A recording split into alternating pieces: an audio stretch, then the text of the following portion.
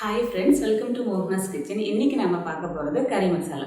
நம்ம நார்மலா வெளியில போயிட்டு வீட்டுக்கு வரும்போது உடம்போட வாசனை வச்சு அது என்ன குழம்புன்னு கண்டுபிடிச்சிருவோம். அந்த வகையில நான்வெஜ்ஜுக்கு உரிய ஒரு தனித்துவமான வாசனையை தரக்கூடியது இந்த கறி மசாலா தான். ஸோ ஃபர்ஸ்ட் அதுக்கு தேவையான பொருட்கள் என்னன்னு பார்க்கலாம் வாங்க.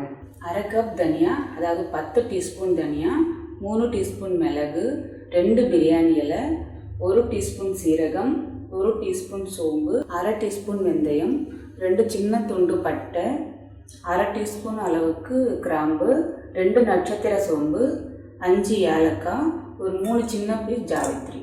இது எல்லாத்தையுமே ட்ரையாக ஒரு பேனில் வறுத்து நம்ம பொடி பண்ண போகிறோம். இப்போ ஒரு பேனில் தனியா, மிளகு,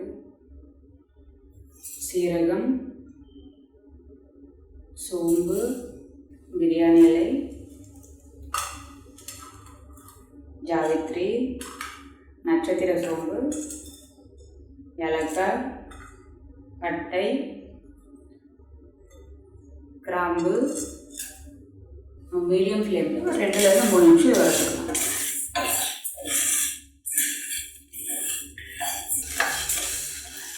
வறுக்கும் போது ஒரு நல்ல வாசனை வருது.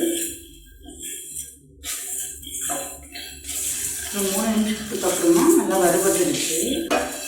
இப்போ நம்ம இது ஒரு தேவையில் மாற்றிக்கலாம். இது நல்லா ஆற வச்சுட்டு நம்ம மிக்சியில் பொடியாக அரைச்சிக்கலாம்.